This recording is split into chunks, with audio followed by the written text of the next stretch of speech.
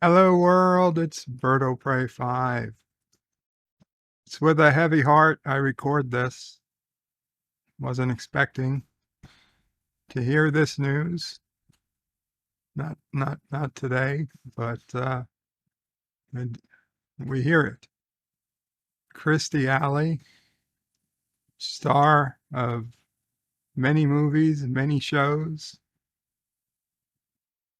has passed away today, December 5th, at the age of 71. Her daughters confirmed she had a battle with cancer.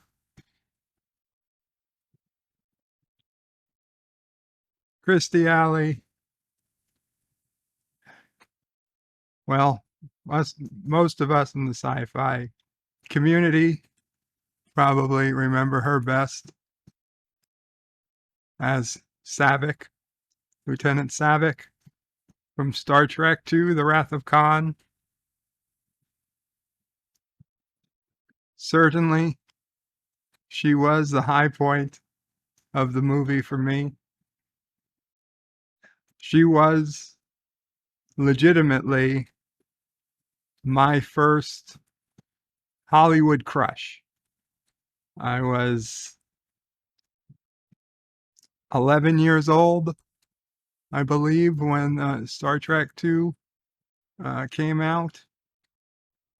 12, and by the time it hit VHS, and I was definitely happy to see her on screen. She was very pretty and very logical, very strong woman, and I enjoyed her in Star Trek II. I enjoyed her in the much more mainstream Look Who's Talking. She famously starred across John Travolta with the little baby Mikey, who could talk, and then obviously went on to do sequels. Look Who's Talking 2 and Look Who's Talking Now. But before those sequels, she starred, and this one I doubt many people will remember, but I remember a movie that doesn't get talked about very much. Came out in 1990, called Madhouse. I actually thought it was called House Guest, but it's called Madhouse. It's about overstaying house guests, overstaying their welcome. She stars with John Larroquette. I know I'm saying his name wrong. Basically, I knew him as Dan from Night Court. And the high point of Madhouse was at the end of this movie when they decide to fight back and finally clean house. Kirstie Alley basically just in a bra with a blouse very, very open. But seeing her in the bra at 13 years old, God bless those forehead VHS players. They were a godsend. But honestly, besides being quite pretty and stunning to me as a kid, as a teenager, and later as an adult, I always enjoyed her work.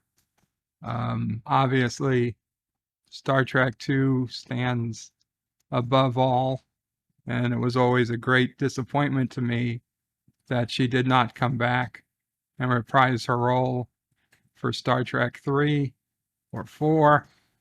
But obviously by that point, she was a regular on Cheers and it was just nice to be able to see her and watch her.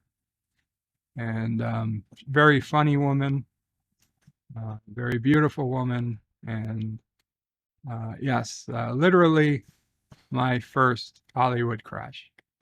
Um, uh, Obviously, we all know later in life she had her demons. She had her fights with well, with weight gain and weight loss and weight regain and some loss and some gain again. She owned it. She had shows or something, like something called Fat Actress. Um, to be honest, at that point in my life, I was too busy doing business stuff. I wasn't really following her career that much. I did, you know, when I would catch her, honestly, however pleasantly plump she looked, to me, she was still beautiful. I I would have always welcomed a meeting, regardless of how she ended up looking. She was always pretty to me. Um, the uh, the the hardest part to come over wasn't her looks.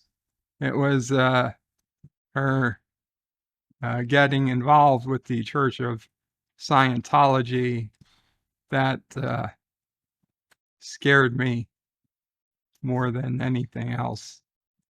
And I have obviously no firsthand knowledge of them. Obviously, it's just what I hear. So um, I miss her. I'm going to miss her.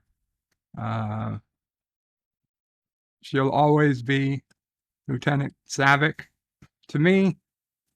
Um, she'll always be that cute Vulcan from Star Trek II, The Wrath of Khan, but she'll also always be the mom from Look Who's Talking, and she'll be that Dan from Night Court's wife in Madhouse, kicking ass and cleaning house in that beautiful bra. Anyway, so rest in peace, Kirstie Alley. You will be missed. Qapla all. Take care.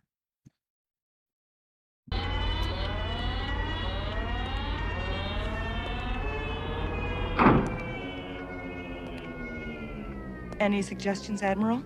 Prayer, Mr. Saavik. The Klingons don't take prisoners.